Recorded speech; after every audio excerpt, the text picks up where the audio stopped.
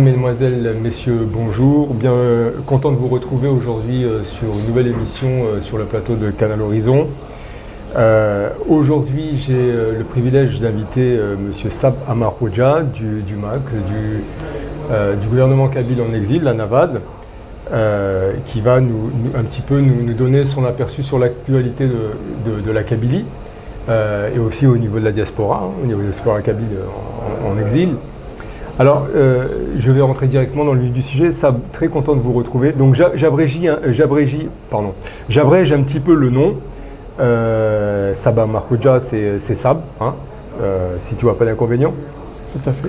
Alors, justement, Sab, beaucoup de gens se sont posé la question.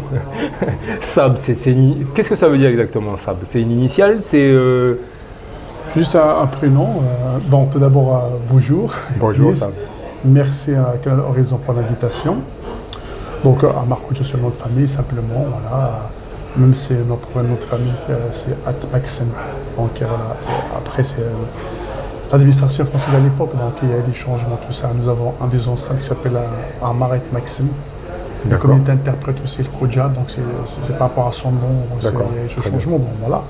Sab, on m'a toujours appelé Sab depuis très longtemps. Sinon, voilà. Donc, c'est un prénom qui me convient parfaitement. Alors, Sab, je vais vous poser une question. Aujourd'hui, vous êtes. Quel est votre statut au sein du MAC? Je suis assez curieux parce qu'en fait, on vous voit beaucoup à l'écran. Hein. On voit que vous êtes très actif au sein du MAC et surtout sur les réseaux sociaux. Je pense que la dernière fois que je vous ai vu, c'était avec une petite interview au niveau du Sénat. Donc, vous êtes quand même très actif partout. Et en même temps, vous êtes quelqu'un de très occupé dans la vie de tous les jours, la vie quotidienne. Donc, j'aimerais d'abord savoir quelle est votre fonction au sein du MAC. Oui, donc au sein du MAC, j'ai occupé un peu quelques fonctions différentes. J'étais ministre du Sport à un moment donné, par la coordination. Aujourd'hui, je suis surtout, depuis un bon moment d'ailleurs, conseiller politique du président de la NAVAD, le gouvernement kabyle en exil. Farhat Meni. Farhat Meni, bien évidemment. D'accord. Alors, vous intervenez dans quel sens? Quand vous dites c'est conseiller, ça veut dire vous le conseillez dans quel sens? Vous êtes Oui, en fait, sur le plan politique, vous savez, donc le président, comme vous savez, le MAC, il est réparti d'une certaine façon. Il y a les coordinations, il y a le gouvernement avec son ministre, avec son premier ministre, le chef du gouvernement, et le président qui est au-dessus de tout ça. Et puis la présidence, donc il a aussi ses conseillers, son directeur de cabinet. Donc, je suis l'un de ces conseillers aussi sur le plan politique. Donc, je dirais, il y a bien évidemment des réflexions qui se font sur la politique, sur la stratégie, sur les idées, mais aussi parfois nous sommes chargés des missions que le président nous confie. Voilà, donc nous jouons un rôle, mais nous travaillons tous ensemble avec le gouvernement, les ministres, les coordinations et le président. C'est un peu large, mais notre fonction officielle pour nous, c'est conseiller à la présidence. Alors, justement, je voudrais revenir un petit peu. Depuis la proclamation du 14 décembre 2025, qu'est-ce qui a changé justement au sein du MAC et pour le MAC? Est-ce qu'il y a beaucoup de choses qui ont évolué? Oui, bon, les choses. D'abord, je pense que les choses sont aussi psychologiques. Il faut aussi une évolution psychologique dans le combat politique. Donc le MAC a toujours évolué dans son combat. Vous voyez, la création du MAC, l'autonomie, après l'autodétermination, la déclaration de la renaissance de l'État kabyle et l'indépendance qui a été proclamée le 14 décembre 2025 est très importante parce que c'est une autre étape. C'est-à-dire nous ne sommes plus dans la demande, nous sommes maintenant dans la recherche du soutien. Donc il y a un autre travail à faire, une autre attitude. Et aussi la renaissance de la République fédérale de Kabylie, ce qui est aussi important. Donc je pense que c'est une évolution naturelle. Donc on est passé à une autre étape aussi dans notre combat. Mais évidemment, il y a un travail qui se fait de recherche de reconnaissance. Alors justement, vous en tant que partie intégrante et partie active du MAC, alors Sab, justement, à propos de cette légitimité, moi j'aimerais savoir quelle légitimité populaire mesurable vous lui donnez aujourd'hui? Non, en tous les cas, le MAC, c'est un mouvement et un gouvernement qui se bat pour la liberté d'un peuple. Je pense que la légitimité vient de là, vient du terrain. Nos combattants, nous le payons très cher. Vous voyez, moi je dirais même, je retourne la question. qui est la légitimité de ceux qui nous repriment sur les terres de nos ancêtres ou de leurs alliés qu'ils ont pour réprimer le peuple kabyle. Nous nous défendons contre l'injustice. D'abord, nous avons lancé un projet parce que pour finir avec cette injustice, les Kabyles, c'est un peuple. C'est un peuple, en tout cas, il y a tous les attributs d'un peuple. Nous avons un territoire, une histoire, une langue, une culture, une identité. Donc nous voulons aussi, comme tous les peuples du monde, avoir notre autodétermination, disposer de nous-mêmes. La légitimité, nous avons demandé un référendum. Le régime colonial ne cède pas à ce référendum parce qu'il a peur justement de la parole du peuple, il a peur d'être dévoué. Jusqu'à maintenant, toutes les élections qui ont été faites, notamment en Kabylie, parce qu'en Algérie, de toute façon, l'enjeu s'est été aussi en Kabylie, toutes les élections ont été échouées. Les Kabyles ne votent pas. C'est pas cette mascarade électorale, je veux dire. Alors, on aura l'occasion d'y revenir sur ces élections du 2 juillet 2026. Mais j'aimerais savoir, moi, comment on peut voir justement cette légitimité sans référendum qui se serait instruit en Kabylie. Oui. En tout cas, moi, je peux vous donner deux éléments. D'abord, il y a l'élément historique. Tous ceux qui se battent contre un oppresseur, contre un envahisseur, contre l'oppression, contre l'injustice, ont pris leurs responsabilités. Que ce soit même le gouvernement, le FLN à l'époque, la guerre d'Algérie. Le GPA, personne ne l'avait élu, le gouvernement provisoire algérien. Personne ne l'avait élu, mais les gens ils ont créé ce mouvement, ils sont allés vers l'indépendance. Ils ont combattu la colonisation française, qui les traitait à l'époque de terrorisme, de falaga, etc. Même en France, De Gaulle, quand on voit l'histoire de Gaulle, on a vu qu'il a été une faible minorité. Il est très minorité, il partait à Londres avec un groupe pour combattre, aurait été putain qui était vraiment la France française, la monarchie qui était bien installée. Vous voyez, ça c'est le premier élément. Deuxième élément, prenons l'exemple de l'article 87 bis. Avant cet article, avant qu'on soit déclaré par magie, par le régime algérien comme étant terroriste, les Kabyles sortaient pour revendiquer leur indépendance. Nous avons fait les plus grandes marches à Tizi Ouzou, à Béjaïa, à Bouila. Les gens sortaient avec le drapeau kabyle pour revendiquer un État kabyle libre et indépendant. Et nous le faisons également dans la diaspora, nous le faisons toujours parce que nous pouvons le faire même après 87 bis, que ce soit ici à Paris en France, que ce soit au Canada, aux États-Unis, en Grande-Bretagne, un peu partout pratiquement. Nous le faisons toujours. Et le plus important aussi, à savoir qu'après l'article 87 bis, les Kabyles n'ont jamais sorti, malgré toutes les tentatives de régime algérien, pour dire que nous sommes contre l'indépendance de la Kabylie, contre le MAD, contre les Kabyles indépendantistes. Ils ne sont pas sortis. Donc les Kabyles, quand ils peuvent s'exprimer, ils l'ont fait pour. Quand ils ne pouvaient pas le faire, ils ne l'ont pas fait, ils n'ont pas voulu sortir pour dire nous sommes contre. Alors là, ils restent carrière, puisque le régime, il ne demande que ça, il mobilise pour ça. Pour moi, c'est déjà une forme de légitimité. Et pour notre légitimité en tant que Kabyle, nous avons le droit de se battre pour notre liberté. D'accord. Alors, justement, il y a beaucoup, il y a des mouvements qui alors je parle en Kabylie, hein, il y a des mouvements qui s'opposent justement au MAC et qui sont contre ce que vous pouvez apporter, ce que vous voulez apporter. Oui. Est-ce que ça, c'est une instrumentalisation du gouvernement algérien en place, ou est-ce que c'est une réalité de terrain? Est-ce qu'il existe vraiment des gens, parce que c'est pas une minorité quand même, on peut pas dire qu'ils sont pas nombreux, il y en a beaucoup. Il y en a beaucoup, mais on l'a vu pendant ces élections, il n'y a rien, ils ne représentent pas grand-chose. Maintenant, qu'il y a des gens qui sont contre, nous ne sommes pas contre, qu'il y a des gens qui sont contre. C'est la démocratie qui doit s'exprimer. Le MAC propose un projet de société. C'est un projet qui n'est pas comme ça tombé du ciel, qui n'est pas né du jour au lendemain. C'est les conséquences d'un parcours. Nous avons fait l'expérience algérienne, il y a eu le printemps noir 2001, il y a eu des jeunes qui ont été assassinés, nous connaissons les assassins. On ne va pas chercher qui les a assassinés, dans l'impunité totale et dans l'indifférence des autres Algériens. Nous avons compris à ce moment-là que notre salut ne peut résider que dans notre propre liberté, que comme l'avait dit Maître Younes, être nous-mêmes dans une république fédérale de Kabylie. Ça, c'est la première des choses. Maintenant, ceux qui sont contre. Être contre, ce n'est pas un projet. Qu'est-ce qu'ils proposent en contrepartie? Ils proposent de changer le régime algérien, ils ne le pourront pas. Ils se disent qu'ils sont des partis, prenons, il faut le nommer, le FFS, le RCD, le ACLM, tous ces mouvements-là. Ils se disent qu'ils sont des mouvements nationaux. Ils n'ont jamais dépassé les frontières de la Kabylie. Et les dernières élections les ont démontré non seulement qu'on ne dépasse pas les frontières de la Kabylie, mais ils sont extra minoritaires en Kabylie. Ils ne représentent pas grand-chose. Ou d'ailleurs, les Kabyles n'ont pas participé. Moi, je n'appelle pas ça des élections, mais cette mascarade électorale. Alors, ça, c'est un premier point très important. Ça, beaucoup de Kabyles ne se retrouvent pas dans les mouvements comme le FFS, RCD ou les autres. Hein. Ils ne se retrouvent pas pour une simple raison, parce que le régime algérien choisit l'opposition. Il choisit son opposition. D'ailleurs, Tebboune qui a appelé les opposants à rentrer, alors qu'en Algérie, en Kabylie, sont renfermés pour juste une simple opinion, ça fait rire tout le monde. Ce n'est pas sérieux. C'est-à-dire que le régime accepte l'opposition à condition que cette opposition soit soumise pour servir d'un faire-valoir à ce régime. Vous voyez, donc l'opposition, parce que moi je vais aller trop loin dans le raisonnement. Prenons le pays démocratique et des états de droit. C'est quoi le rôle de l'opposition? D'abord faire un contrepoint à la majorité qui est au pouvoir, mais aussi l'alternance. Au bout d'un moment, ils vont accéder au pouvoir à leur tour. En Algérie, l'opposition n'accédera jamais au pouvoir. Il n'y a pas d'alternance.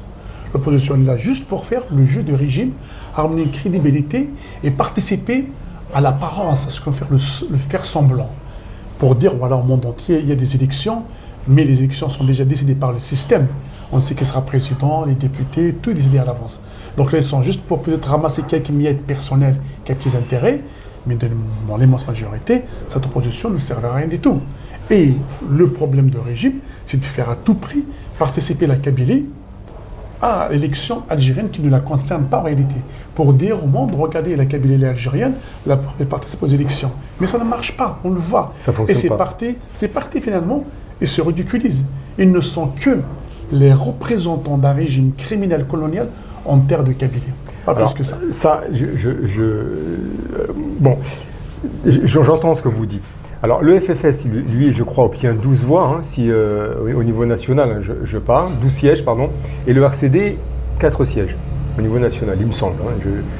C'est à vérifier. Alors, comment, justement, vous expliquez-vous que des partis historiquement implantés en Kabylie continuent à participer et à obtenir... Oui, déjà, il y a... le FFS, ça fait comme triste. Aït Hamid, qui était comme, qu'on aime ou n'aime pas, c'était comme un leader politique qui était frontal avec le régime algérien. Il n'a jamais accepté ce système illégitime qu'il faut le rappeler. Il a pris le pouvoir en 1963, après, avec l'armée des frontières, contre les vrais révolutionnaires. Il ne faut pas l'oublier ça. Donc aujourd'hui, son secrétaire général, M. Aouchiche, est devenu le caniche de Tebboune et des généraux. Il ne sert absolument à rien. D'ailleurs, on peut que ces partis-là aussi, là je parle de FFS, après ils viendront se plaindre qu'il y a des fraudes, comme s'ils découvrent qu'à chaque fois, ils participent pour pleurer derrière, dire « Ah, il y a une fraude ». Et il paraît même dans une localité, il y a mettons des FFS, il y a eu zéro voix. C'est-à-dire même là où sa propre voix n'a pas été comptabilisée. Ouais, le ridicule, et ça c'est le FFS qui le dit. Pour le RCD encore, franchement, le RCD avec Atman Mazouz, je pense que c'était un peu différent quand même. D'ailleurs, ce qui pourra nous expliquer pourquoi il n'a pas participé à l'élection précédente et qu'il participe à celle-là. Qu'est-ce qui a changé? Il y a plus de répression, les prisonniers détenus politiques ou d'opinion sont toujours là, d'autres sont arrêtés. Donc, les motifs qui l'ont empêché de participer avant sont encore plus forts aujourd'hui présents. Il participe pourquoi? Pour une simple raison. Parce qu'il a peur de disparaître. Parce que le régime, d'ailleurs, le régime algérien veut faire une loi, s'il ne l'a pas encore fait, c'est un parti politique. Ne participe pas 2 fois à l'élection, il peut être dissous. C'est-à-dire ils sont là pour juste faire le jeu du régime. Donc c'est pour ça d'ailleurs en Kabylie, il n'y a pas d'élection. Quand il n'y a même pas 5% de participation, qui sont ceux qui ont voté en Kabylie? On parle avec les Kabyles, nous avons des informations que nous remontent. Alors, il y a peut-être les militaires, la police, les généraux, les proches, mais les Kabyles eux-mêmes n'ont pas voté. Alors est-ce que c'est pour ça que le MAC parle du succès du zéro vote? En tous les cas, toutes les élections d'avant, nous sommes plusieurs à appeler au boycott, n'ont pas été, effectivement, ça a été un échec pour le régime algérien. Cette fois-ci, seul le MAC a appelé à ne pas participer à ces élections, à boycotter ces élections. Enfin, moi, je ne m'appelle pas boycotter parce que j'estime qu'il ne concerne pas à rejeter ces élections algériennes. Parce que nous disons que la Kabylie participera à des élections qui la concernent, pas à une mascarade électorale où tout est décidé d'avance. Donc nous sommes le seul mouvement politique à appeler à cela.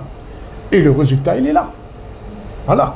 Les autres, le RCD, le FFS, ACLM, qui n'a même pas l'agrément, mais qui peut quand participer. C'est comme ça, c'est encore un autre miracle algérien. Ben, même avec ça, il n'y a rien, il n'y a même pas 10% de participation. Comment on peut l'interpréter? C'est-à-dire le référendum, quand on refuse le MAC, nous l'avons finalement en sens inverse. C'est un message fort pour moi, j'imagine. D'accord. Je crois savoir, sans rentrer dans vos sources, hein, je crois savoir que vous avez des militants qui justement observent ces bureaux de vote en Kabylie. Est-ce que vous avez trouvé enfin, il a été... Oui, je crois que nous avons même partagé des vidéos où parfois, il y a certains endroits où il y a par exemple 5-6 personnes qui ont voté, ils vont marquer 55 personnes. Il y a deux personnes, quand vous ouvrez la feuille à l'intérieur, c'est marqué 150 personnes. C'est-à-dire, en fait, ça, je pense... Attendez, parce que vous voulez dire que c'est écrit après ou C'est-à-dire, en fait, nous avons une vidéo sur ça. Nous avons des gens, par exemple, qui ont voté. Il y a 5 personnes qui sont passées, ils ont voté, il n'y a pas plus que ça. D'accord. Mais quand les gens vérifient, il y a même un qui a fait des photos et des vidéos pour le démontrer. À l'intérieur, on marque 200, 300 personnes. Nous savons, en tous les cas, en tout état de cause comme toujours, les chiffres donnés ne sont jamais les vrais chiffres. C'est-à-dire aujourd'hui, le régime, comme il n'a pas les moyens, c'est-à-dire il ne pouvait pas filmer des bureaux pleins de monde, car il n'y a personne. Certains bureaux sont vides. Donc même pour trafiquer les chiffres, ça devient problématique. Donc là, s'il y a 1-2% de vote, il va commencer de mettre 20%, ce qui est déjà énorme. Mais il ne pouvait plus mettre comme avant 50-60% parce qu'aujourd'hui, il y a les réseaux sociaux, les gens filment, donc la vérité est avérée. Alors, Sab, je voudrais passer à un autre registre, un petit peu l'actualité d'aujourd'hui. Depuis le début du mois, Béjaïa, Tizi Ouzou, Bouira et plusieurs autres régions de Kabylie ont été frappées par de nombreux incendies, avec beaucoup de dégâts, des morts, pour certains, dans certains, un bilan humain et environnemental. Est-ce que le MAC aujourd'hui est capable, à partir de ses retours en Kabylie, de quantifier tout ça? Oui, de toute façon, nous dénonçons ça et nous ferons les dossiers nécessaires pour toujours interpeller. Mais je veux dire, aujourd'hui, quelle est la réalité du terrain? Moi, c'est ce que je veux savoir en Kabylie. Comment ça se passe? On a les retours des réseaux sociaux, mais parfois c'est pas très clair. Donc, si vous avez des informations qui reviennent de là-bas, comment ça se passe au niveau de la Kabylie? Est-ce que c'est un désastre comme toute... Bien sûr, c'est un désastre. Il y a beaucoup de feux en Kabylie. D'ailleurs, comment dirais-je, on avait les feux très importants. En fait, déjà, il ne faut pas... là, dans quelques jours, ça va faire 5 ans en 2001. Le 9 août 2001, il y a eu des feux énormes en Kabylie. Ça a été brûlé partout. En fait, quand il y a des feux comme ça importants, souvent, ce sont des feux criminels. En 2021, les gens filmaient. Nous avons filmé des capsules qui ont été jetées par des hélicoptères. Nous avons des arbres qui brûlaient par le dessus, des toits. Donc les gens ont filmé, des gens qui ne sont pas de la région, qui passaient par là, des militaires. Nous avons démontré des preuves. D'ailleurs, certains qui ont filmé ont été même arrêtés. Vous voyez. Aujourd'hui, depuis, c'est un peu la routine. C'est-à-dire, tous les ans, il y a comme des feux en Kabylie. Là, en 2026, ça s'est encore accéléré, de manière très importante. Bien sûr, le régime algérien a encore changé la stratégie. En 2001, on assassinait les gens avec des fusils, avec des armes, avec des armes de guerre, avec des balles explosives. En 2021, on brûle la Kabylie, on ne tire plus parce qu'il y a les réseaux sociaux, on ne peut plus se le permettre. En 2026, il y a encore une progression dans cela. Je ne sais pas si vous avez déjà entendu, je crois que le 16 mai dernier, le régime algérien a interdit les randonnées et dans les montagnes, a interdit Kabylie d'aller dans les forêts. On n'avait pas le droit d'y aller. C'était interdit. Soi-disant pour éviter les feux. Mais les feux sont là. Je pense au contraire, parce qu'ils vont tirer les conséquences de 2021.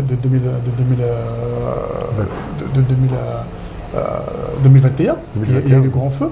Donc, pour que les gens ne puissent pas filmer, ne puissent pas voir ce qui se passe. Évidemment, tu as des gens qui vont te montrer d'autres feux ailleurs pour dire que tout le bassin méditerranéen brûle. Il n'y a pas qu'à la Kabylie. Il y a des gens qui vont faire les prières, notamment les islamistes, pour les expliquer que c'est la punition divine et que c'est comme ça. Il y a d'autres qui vont vous dire que c'est les canettes de bière, par-ci par-là, c'est le fait que des endroits n'ont pas été nettoyés. Donc on va même accuser presque les Kabyles d'être responsables de ce qui se passe. Et ça, c'est le premier. Ce sont des constats. Mais le constat le plus terrible, c'est de constater que ce régime algérien, depuis 2021, depuis maintenant 5-6 ans, il y a des feux réguliers qui massacrent la Kabylie. Qu'est-ce qui l'empêche de mettre des moyens en place? Qu'est-ce qui l'empêche de mettre une stratégie d'anticipation? Ils sont les Canadiens qu'on nous a promis depuis toujours. Pourquoi on voit des images, on nous envoie des vidéos où il y a des petits jeunes avec des branches de bois, avec des pelles pour éteindre le feu, en péril de leur vie. Alors ça a été aussi un communiqué de la NAVAD, qui s'est exprimé là-dessus. Oui, nous avons communiqué parce que nous pensons aussi que cela a certainement un rapport avec les élections. Le régime n'a pas digéré la claque de la mascarade électorale. Vous voulez dire que c'est lié?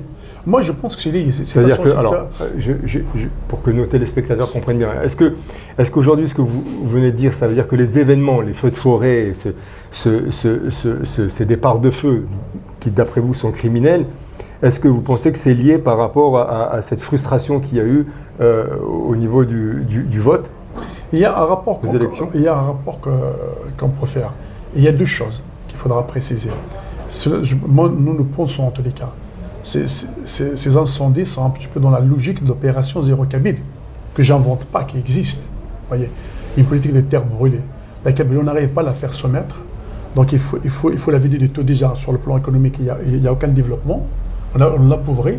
Maintenant, on va encore trop loin avec le feu. On brûle la Kabylie, on brûle la faune, on brûle beaucoup de choses. Donc ça devient difficile même de vivre en Kabylie. Il y a ça.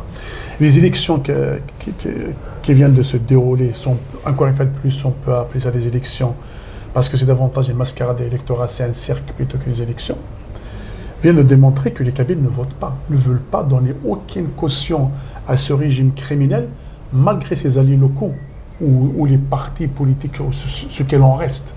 Alors, je ne participe pas. C'est aussi une façon de faire peur aussi.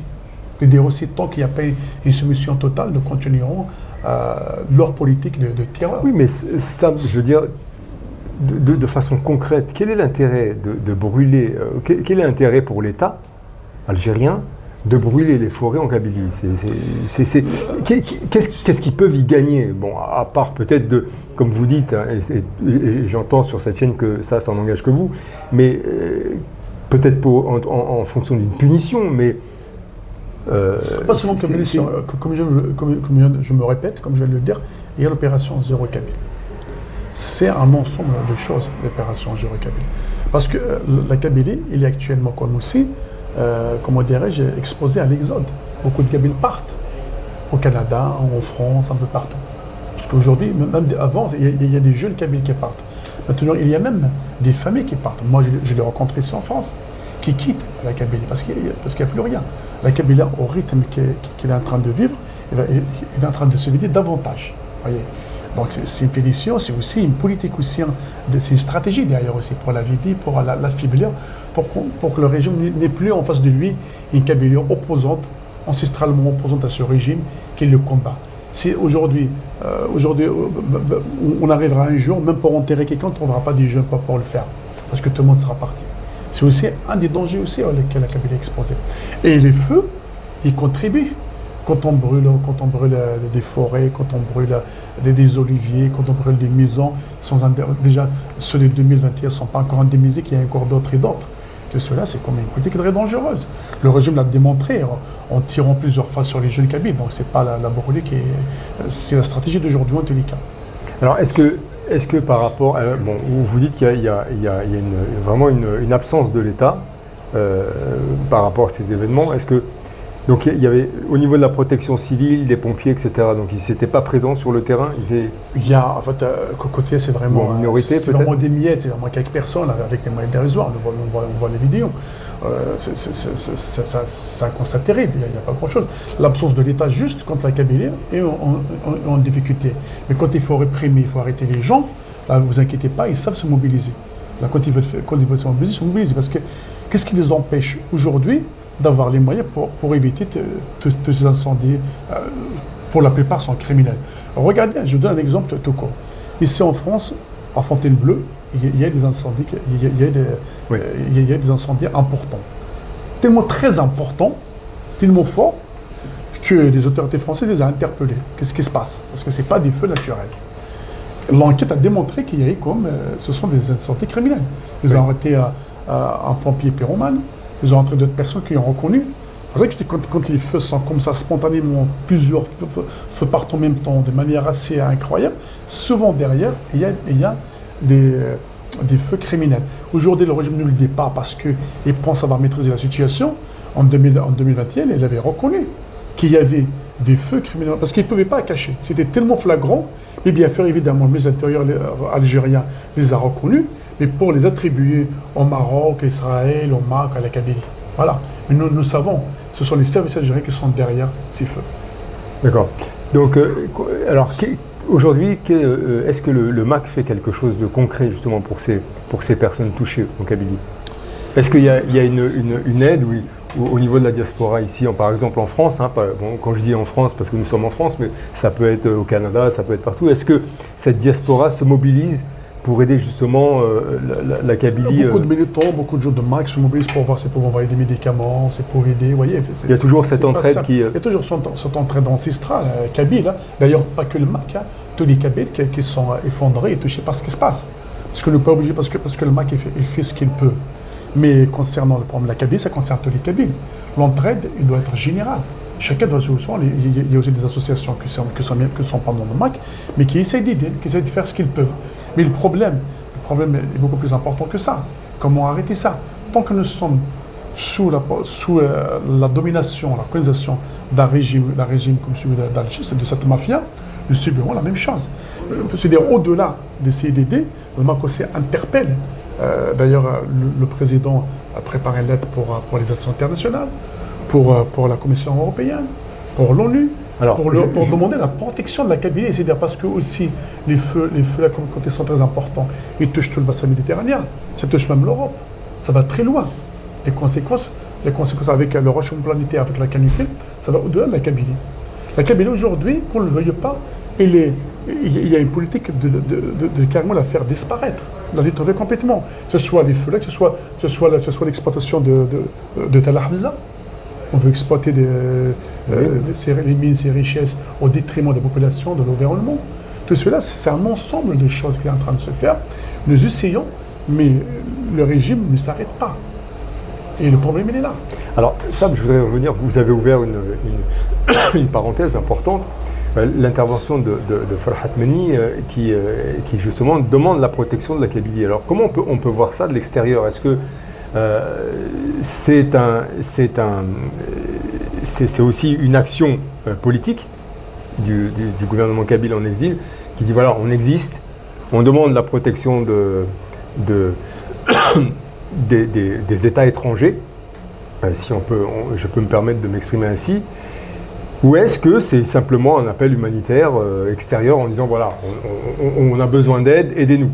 Personne ne le fait pour nous. Mais la réalité, nous avons besoin d'aide. On ne l'a pas fait comme ça. Nous, notre combat, nous l'assumons. Donc c'est pas politique. Sur le plan politique, nous assumons. Nous disons, nous voulons un État kabyle libre indépendant pour nous-autogérer nous-mêmes et pour pouvoir développer notre Kabylie, avoir comment dirais-je, les institutions nécessaires pour la protéger. Seulement politiquement, nous n'avons pas attendu ces événements pour le dire. Nous le faisons déjà. Nous sommes un mouvement politique, nous appelons à notre projet politique très clair, nous interpellons aussi tous les pays du monde pour nous aider. Oui, non, mais donc politiquement, c'est ça. Donc là, c'est vraiment, je dirais même un appel de détresse. Et il y a un peuple qui est en train de mourir. Alors, mais ça, alors, je voudrais quand même, si on laisse la partie humanitaire de côté, là, dans un premier temps, un gouvernement kabyle en exil qui demande l'aide étrangère pour un territoire qui se trouve en Algérie, c'est quand même une démarcation. On veut se faire aussi reconnaître en tant que... C'est une démarcation, mais le problème qui se pose aussi, c'est que le régime algérien, il n'arrive pas en tous les cas, au-delà des feux criminels, tout ça, il n'arrive pas à atteindre ces feux-là. Mais non seulement il ne fait pas appel à l'aide des pays voisins, mais il la refuse, parce qu'il est proposé. Les pays voisins, que ce soit l'Espagne, le Maroc, l'Italie, la France, sont prêts à l'aider. Même en 2021, et il a refusé les Canadiens du Maroc, et de la France aussi. De la France. Alors que moi, j'ai vu des feux les années précédentes, quelques feux en Espagne, en Portugal, en France, il y a une aide. Il n'y a pas de complexe. Voyez dire, quand on a besoin d'aide, c'est tout à fait normal. Il ne la demande pas. Tu me diras, c'est normal, puisque c'est lui qui fait ses feux, c'est lui qui provoque ses incendies, donc c'est pas pour après avoir l'aide. Mais en attendant, pendant qu'il la refuse, des gens meurent, la terre brûle. Il y a comme des conséquences parce qu'il y a urgence. C'est pas un truc qu'on peut se décider plus tard. Tout de suite, immédiatement. Lui, non seulement, il ne met rien en place pour faire face à ces feux, il refuse l'aide internationale et laisse les gens mourir. Le Mac, c'est son rôle de le faire à sa place, d'appeler, en tout cas sur le territoire de la Kabylie, que tu dis qu'en Algérie, non, il a été annexé à l'Algérie. Mais nous ne reconnaissons pas ni le régime algérien, ni le droit d'Algérie en terre kabylie. C'est un régime étranger, un colonisateur qui est voué tôt ou tard à partir. Et la terre doit revenir à ses propres enfants, au peuple kabyle. Mais comment aujourd'hui un gouvernement, un président du gouvernement kabyle en exil, qui fait une demande, comment d'autres pays peuvent intervenir sur le territoire algérien? C'est un peu compliqué ça, parce que finalement, si quelqu'un intervient sur le territoire algérien, aujourd'hui, si quelqu'un intervient sur le territoire algérien, ça veut dire qu'il y aurait, si on suit la logique, une ingérence, c'est une source de problématique. Ce n'est pas une ingérence, parce que ce n'est pas une intervention pour aller faire la guerre ou pour aller attaquer le régime algérien. C'est une ingérence pour apporter secours à tout un territoire qui est en train de brûler, puisque le régime ne le fait pas. Nous, c'est notre devoir de faire cet appel. Vous voyez, même en 2021, nous avons fait la même chose. Nous avons appelé les pays à nous aider. Le régime algérien avait refusé, mais la France, comme a fini par imposer ses Canadaires. Si vous vous rappelez, le régime algérien a fini par accepter, sur la pression, il a fini par accepter 3 Canadiens qui ont à peine un peu de retard. Ils n'ont pas servi à grand-chose, mais ils ont comme accepté. D'ailleurs, quand ils sont arrivés, ils ont même voulu les envoyer dans d'autres régions, et ils ont refusé. Ils sont venus pour éteindre les feux de la Kabylie. Et ça. Donc nous aussi, c'est façon de mettre la pression sur ce régime. On prend le monde en témoin. Donc si tout le monde laisse faire, on ne pourra pas demain on ne savait pas. Oui, mais il faut reconnaître ça qu'on n'est plus dans le même contexte. Aujourd'hui, il y a quand même il y a un État qui s'est proclamé au mois de décembre 2025. Et c'est son rôle, justement. Alors, j'ai bien compris que c'est votre rôle. J'entends ce que vous dites, mais le souci, c'est que derrière, il y a justement ce gouvernement, en tout cas en Algérie, qui est. Oui, de toute façon qui fera blocage. Oui, il fera blocage, mais c'est pas pour ça qu'on fera rien. Moi, les Kabyles voient, n'est-ce que pour démontrer la nature criminelle de ce régime. Parce que, pourquoi, alors, s'il ne le fait pas, qu'il ne laisse pas les autres faire, donc nous démontrons qu'il s'est fait par advertence. Ce n'est pas fait par hasard, parce que ce n'est pas capable de faire quelque chose et qu'on n'accepte pas l'aide. Comment on peut l'interpréter? Sinon, moi, je vais pouvoir poser la question. Qu'est-ce que nous devrons faire dans ce cas-là? Est-ce qu'on ne dit rien parce que c'est un gouvernement qui se considère souverain, donc toute aide est considérée comme l'ingérence, donc on laisse toute une région, tout un territoire mourir, brûler, parce que le régime algérien l'a décidé. Nous le démontrons par ces slides, c'est un pouvoir criminel. Il ne le fait pas avec les armes, il le fait avec les feux. Et ce n'est pas la première fois. Moi, j'irai trop loin dans le raisonnement en vous disant, par exemple, pendant le Covid. Pendant le Covid, la Kabylie, encore une fois de plus, était laissée livrer à elle-même, sans aucune aide. Mais la diaspora s'est bien mobilisée. Nous avons ramené des matériels pour l'oxygène, nous avons de tous bords politiques. Récupérer tous les Kabyles. Je ne parle pas que de Mac, parce que ça concerne les Kabyles. Oui, parce que la solidarité... D'ailleurs, pas uniquement que les Kabyles. Je veux dire, même ceux qui ne sont pas Kabyles sont intervenus pour les familles. Il y a eu des associations... Absolument pas. Ça, alors là, il faut être comme donner preuve. Uniquement que les Kabyles, je vais vous le démontrer. Seuls les Kabyles se sont mobilisés pour la Kabylie. Il n'y a personne d'autre. Les Algériens, là pour le coup, je les comprends, ils ont qu'à se mobiliser pour eux-mêmes. Les Kabyles avec leurs amis, avec les Français. Je reprends peut-être que je me suis mal exprimé. Quand je dis que tout le monde s'est monopolisé, évidemment, c'est chacun pour ses régions, en fait.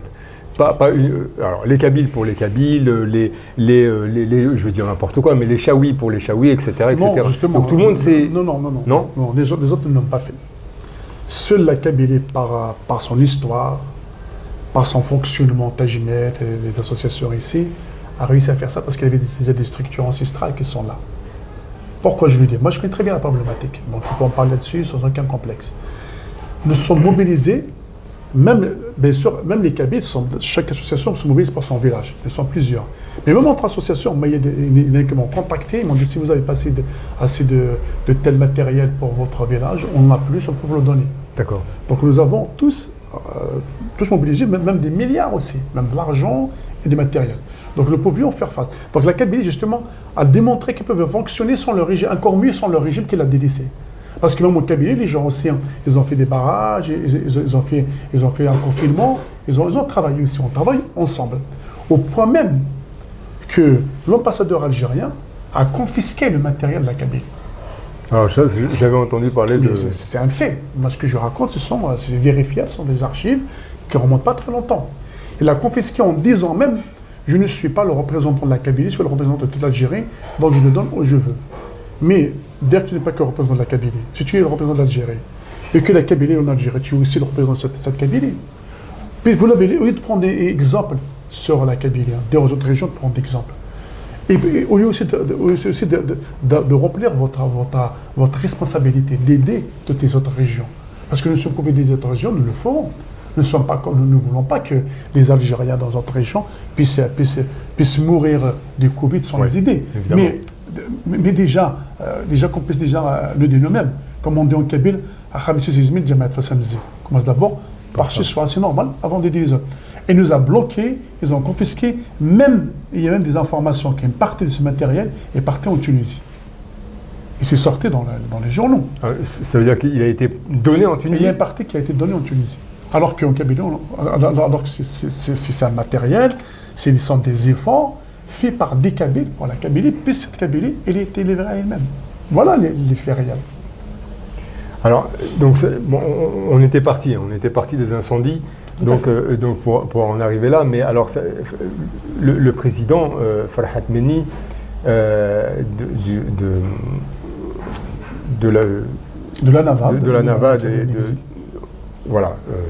la Navade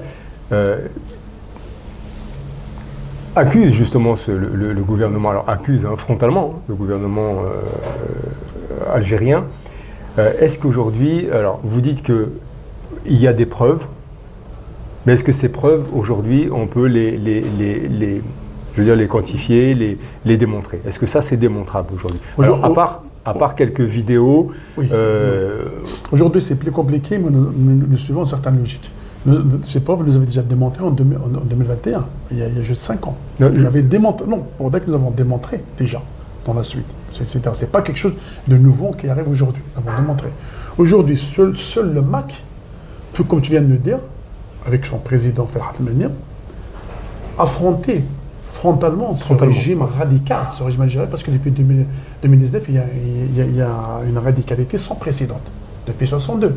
Mais on a vu qu'à l'époque de Boumediene, c'était très compliqué, mais depuis 2019, même aujourd'hui, ce régime, il nous demande presque la dictature de Bouteflika était une démocratie sans qu'on le sache, sans qu'on parle d'eux. Voyez, à tel point, les gens sont arrivés à regretter Bouteflika. Dire quelque chose comme ça, vous qui venez du MAC, c'est énorme. Les gens le disent. Moi, je sais que Bouteflika était un dictateur, mais quand même, à l'époque, les gens exprimaient un peu. Il n'y avait pas autant de prisonniers. Ce sont des constats, on n'aime pas. Les gens, il y avait des petites arrestations, les emprisonnements, c'est rare, mais les gens, il y avait comme l'opinion, il n'y avait pas de président d'opinion comme aujourd'hui. C'était un fait. C'était beaucoup plus libre. Oui, depuis 2019, surtout depuis 2021, le MAC n'était pas cassé une organisation terroriste. Oui. On n'arrête pas les gens parce qu'ils ont liké une publication, parce qu'ils ont exprimé une opinion. On ne mettait pas les femmes en prison. Il fut un temps, mettre une femme kabyle en prison, c'était la ligne rouge. Aujourd'hui, on vient les chercher à 5 h du matin dans leur maison, dans leur lit. C'est pour humilier toute la Kabylie. On croit même une prof universitaire wafia, une simple jeune fille qui travaillait, en quoi il représente une menace au régime algérien, si ce n'est que pour humilier la Kabylie.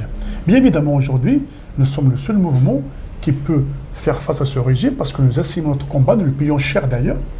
Nous avons des prisonniers, nous avons des exilés, nous avons des condamnés.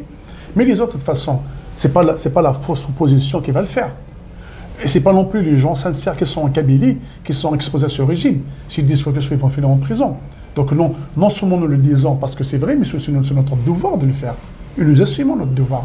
Et nous sommes critiqués et attaqués pour ça. Oui, mais ça, moi, ce que je veux dire aujourd'hui, vous n'avez pas sans le savoir.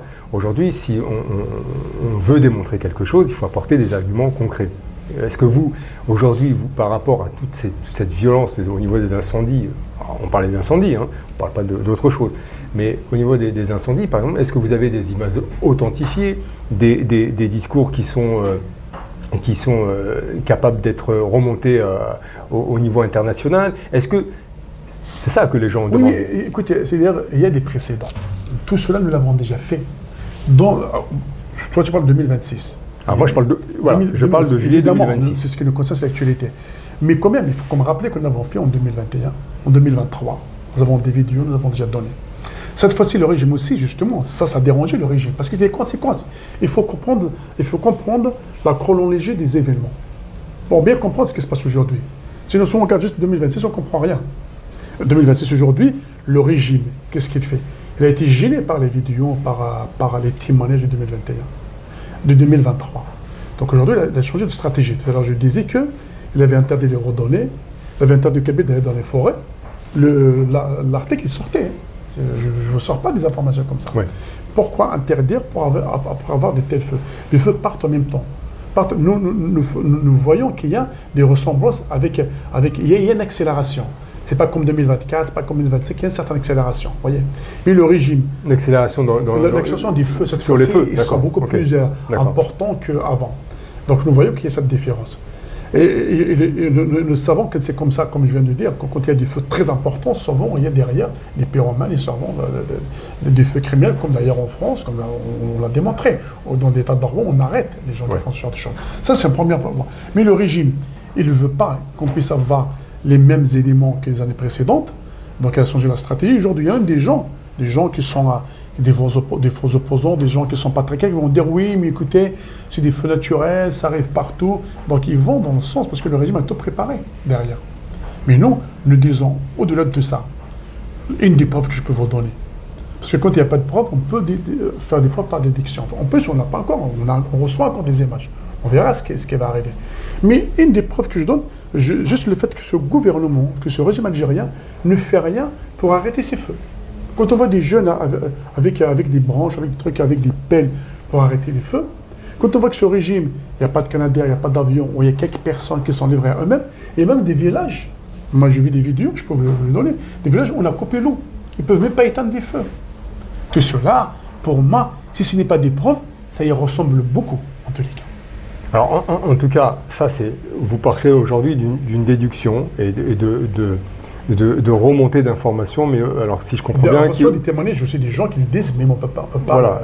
Mais ça, c'est... Alors, ce que je peux comprendre, c'est pas encore concrétisé, c'est pas encore mis Non, c'est-à-dire, pour nous, c'est clair, nous n'avons pas de doute là-dessus.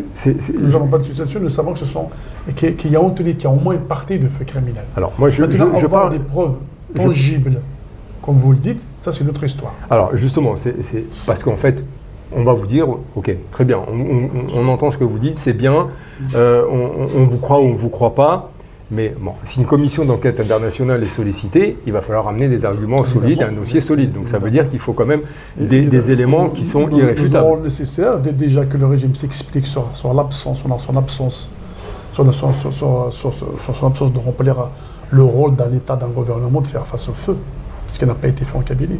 Et aujourd'hui, est-ce que ça, vous préparez Bien sûr, on travaille sur tout ce sujet. Nous avons tous les éléments pour démontrer ce que nous affirmons. Nous ne sommes pas là pour juste accuser pour accuser. Les gens veulent faire croire ça, que le MAC accuse le régime, alors que c'est l'inverse. C'est le régime qui accuse le MAC de tout. De dire que ce sont des terroristes.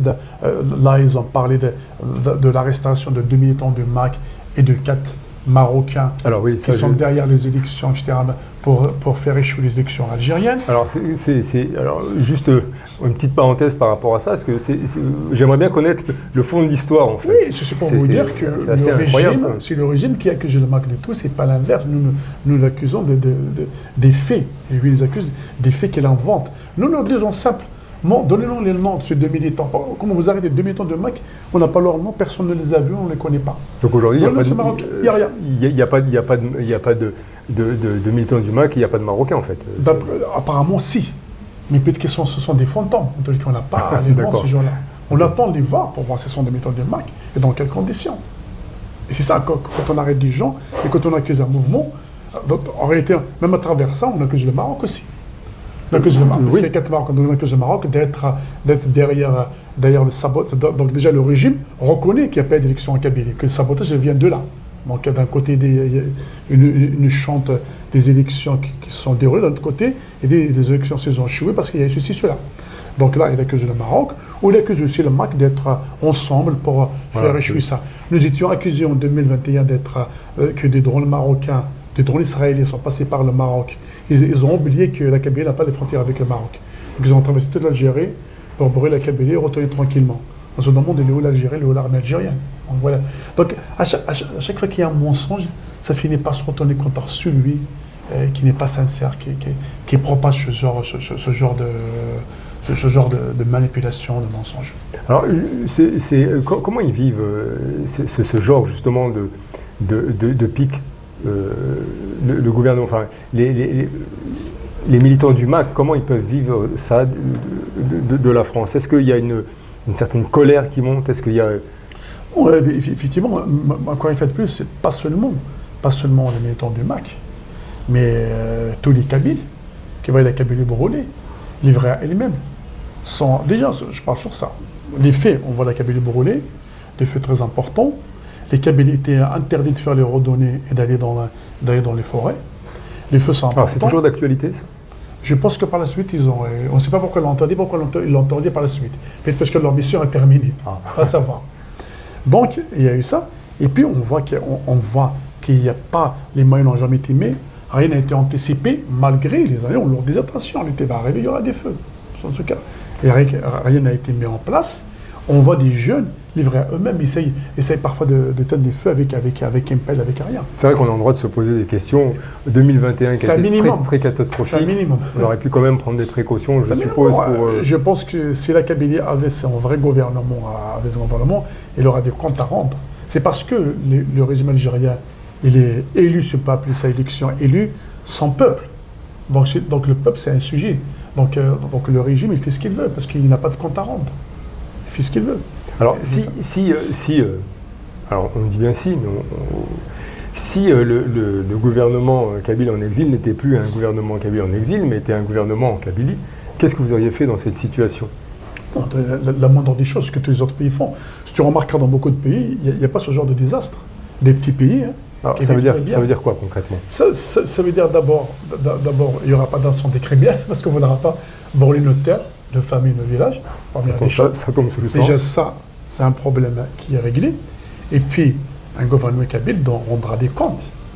Si la Kabylie brûle d'abord, la première des choses... Il rendra des comptes au peuple. Il y aura des élections. Okay. Et il y aura même des condamnations si des ministres, des responsables ont failli à leurs responsabilités, que derrière il y a des conséquences. Et il n'y aura pas la pénalité coloniale qu'il y a actuellement. Et puis, le gouvernement kabyle, il fera son devoir. D'abord, il mettra en place, parce qu'on n'est pas bête. L'année prochaine, ce sera la même chose. Dans 2 ans, ce sera la même chose. Alors qu'aujourd'hui, on le dit, malgré on le dénonce, mais ça continue. Le gouvernement kabyle, qu'est-ce qu'il fera? Il fera ce que chaque gouvernement digne de son nom doit faire. C'est-à-dire mettre en place des caserne de pompiers, acheter des canadaires, faire appel à des pays voisins pour nous aider. Nous, on ne refusera pas l'aide du Maroc parce qu'on est complexé par rapport au Maroc, on n'a pas de problème. L'aide de l'Italie, de l'Espagne, de la France. Et nous aiderons, vous verrez qu'on sauvera les terres, on sauvera des vies humaines. Et c'est important. Ça, c'est le monde des choses. Ce que le régime algérien ne fait pas. Bien au contraire, il fait le contraire. Voilà la différence, elle est là. Alors, le régime, le 15 juillet à Berlin, Abdelmadjid Tebboune a déclaré que les opposants établis à l'étranger étaient bienvenus en Algérie. Donc je suppose que ça ne vous concerne pas. Il parle des opposants. Nous ne sommes plus que des opposants, nous sommes un gouvernement qui a un projet. Mais même les opposants, franchement, ça fait rire. Même les opposants, les quelques opposants qui existent encore, ça leur fait rire. Mais comment tu peux expliquer ça? Aujourd'hui, il y a quelques opposants comme en Algérie. Il y a même des journalistes, dernièrement, il n'y a même pas 2 jours, il y a un journaliste qui était interdit de sortir. Et il y a à peine quelques jours, il y a eu Mourad Atmimoun, un journaliste qui a à peine exprimé les avis, il est en prison. Il y a d'autres opposants. Aujourd'hui, les opposants politiques en Algérie se sont persécutés, soit interdiction de sortir, soit ils sont en prison. Et donc le régime, qu'est-ce qu'il veut? Le régime choisit son opposition. Il autorise les opposants de convenance, de complaisance. Aujourd'hui, quand nous regardons l'opposition qu'il y a en Algérie, tout à l'heure on parlait de ça, l'opposant sans alternance. Ils sont juste là pour montrer, pour dire au monde, voilà, nous opposons, mais dès qu'il y a une critique, à peine une critique qui est portée contre ce régime, tu tombes en prison.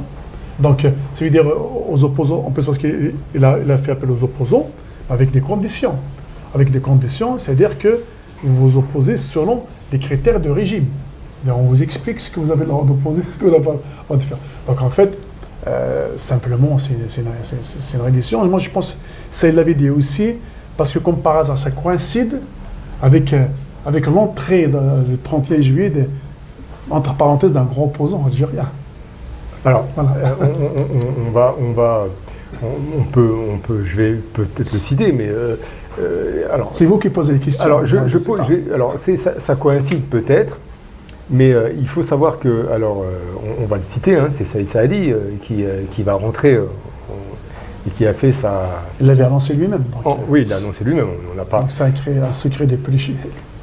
Alors, à votre avis, par rapport justement à ce retour en Algérie de Saïd Saadi après combien d'années? Je crois qu'après 7 ans en exil, 7 ans, oui.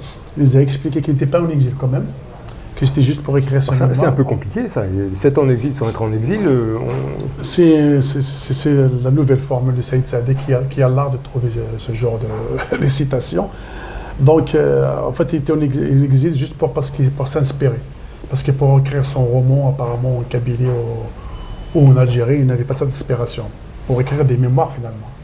Les mémoires, on n'a pas besoin d'inspiration, sauf quand ils sont écrits sur mesure.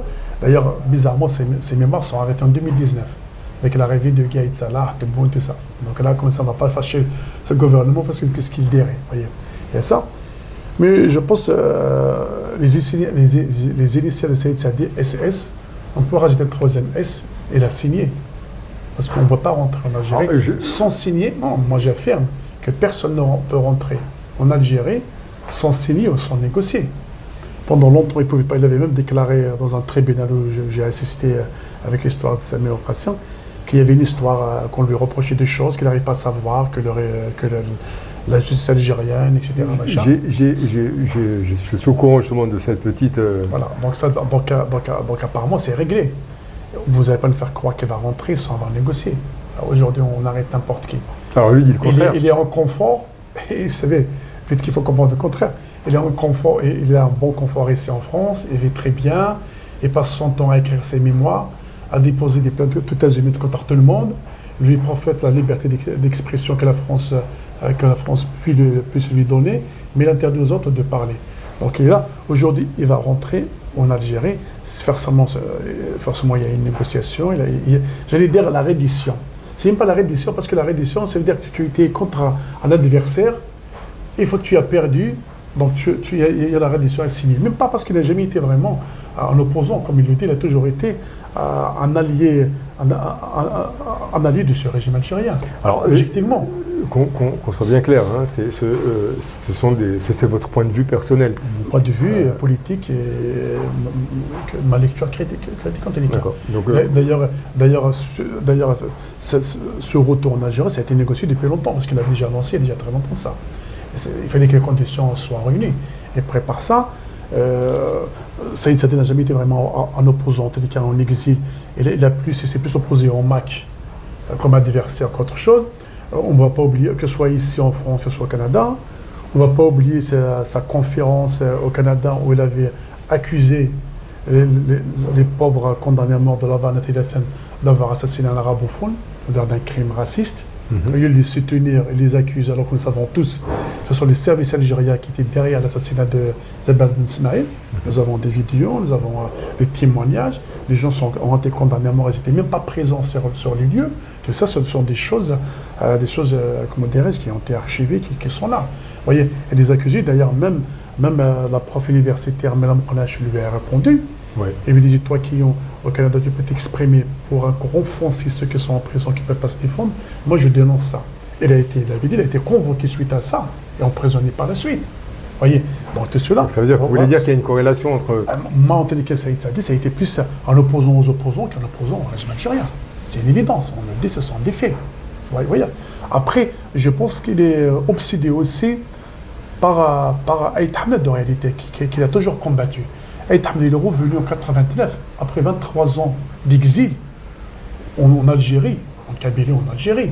Il est revenu, le contexte était différent, parce que cela a été permis par les événements de 88. Saïd Saadi, aujourd'hui, à presque 80 ans, je pense que c'est sa dernière chance, il veut revenir il veut faire un nivellement d'un non-événement finalement. D'ailleurs, ils l'ont prévu un tapis rouge, je vais aller dans son village pour aller à la mosquée, je ne sais pas faire quoi, etc. Ah, c'est prévu. Tout ça est prévu en fait, voilà, dans ce truc. Pour moi, je pense un non-événement, je pense qu'il n'est plus crédible, que les Kabyles ne font pas confiance. Alors, je sais que, d'après ce qui se dit, dans le domaine journalistique, et pas que, il a déçu beaucoup de ses admirateurs, s'est fait avoir un admirateur par son choix. Non, franchement, aujourd'hui, retourner en Algérie, dans la situation actuelle, c'est presque indécent. Il y a comme des gens qui sont en prison pour rien. Il y a des prisonniers. Moi, je veux bien comprendre qu'ils veulent retourner en Algérie parce qu'il y a eu une ouverture politique, parce qu'il y a un changement, parce que les prisonniers d'opinion politique sont sortis, parce qu'il y a enfin de nouveau la liberté d'expression, parce que les choses s'améliorent. Là, on peut comprendre. Voyez. Et là, il n'y a rien. On avait ce régime algérien. Aït Ahmed, quand il est revenu, il y avait cette possibilité. Il y avait le multipartisme, tout ça. Il y avait une certaine ouverture d'expression. Donc, il y avait une logique dans ce retour. Même en 99, avec l'élection, avec l'intronisation de Bouteflika qui a fait la concorde civile, ils ont pardonné les islamistes et tout ça, ils sont descendus des montagnes, parce qu'on leur a donné la société civile, parce qu'il y avait des choses. Mais là, Saïd Saadi retourne, le contexte ne le permet pas. Sauf s'il a négocié juste pour sa propre personne, pour se rassurer qu'il ne va pas être arrêté, pour peut-être avoir derrière un poste, je ne sais pas quoi. Mais je pense que dans la vie, tout se paye. Tôt ou tard, ça se retournera contre lui. C'est ce que je crois, moi, en tous les cas. Alors, vous ou d'autres militants, militants du MAC et même du gouvernement kabyle en exil, vous n'avez pas reçu d'invitation directement ou indirectement suite à cette déclaration d'Abdelmajid Tebboune pour rentrer en Algérie? Je pense que le MAC n'a pas cette lâcheté d'aller signer, de rentrer alors qu'il y a des prisonniers. Il y a des conditions, on a été approchés.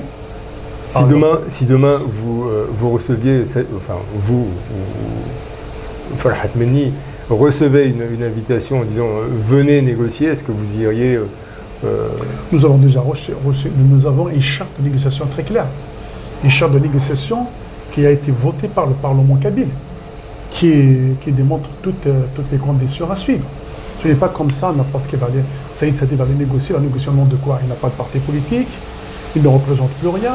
Sa personne n'est plus crédible, et encore combien même serait crédible, au nom de quoi il va négocier. Le MAC, c'est un mouvement il y a un Parlement kabyle, il y a comme un gouvernement, il y a comme des coordinations, il y a comme beaucoup de choses. Je ne sais pas, Farhat Menni décidera avec ces éléments, mais nous avons déjà la charte qui parle de cela, nous avons déjà été approchés. D'ailleurs c'est bizarre, quand on est approché par une partie du régime, l'autre partie réagit différemment. Ce qui il y a deux clans qui ne sont pas sur la même ligne. Il y a certains qui veulent négocier, d'autres qui veulent continuer cette politique de répression. Mais nous avons des conditions. Une des premières conditions, je pense le minimum, c'est de relâcher tous les prisonniers politiques. Moi, j'ai vu des Kabyles, même certains qui ont quitté le MAC, qui n'ont pas voulu rentrer en Algérie tant qu'il y a des prisonniers. C'est une question d'honneur, c'est une question de logique, c'est une question aussi de conviction. Donc vous n'attendez rien de cet appel, en tout cas Déjà les opposants eux-mêmes, ce qu'on peut appeler opposants, n'attendent rien. Parce qu'on leur donne des conditions. Parce que c'est pas vrai. Parce que c'est pas l'appel qui est important. L'appel peut être, à part Saïd, c'est-à-dire qui a anticipé cet appel ou a négocié cet appel avant. Mais en tous les cas, un appel de quoi? Comment, avant de faire un appel, il faut d'abord relâcher les prisonniers qui sont là. Nous, on nous a approchés pour signer. Ils veulent qu'on signe. On quitte le bac. Allez.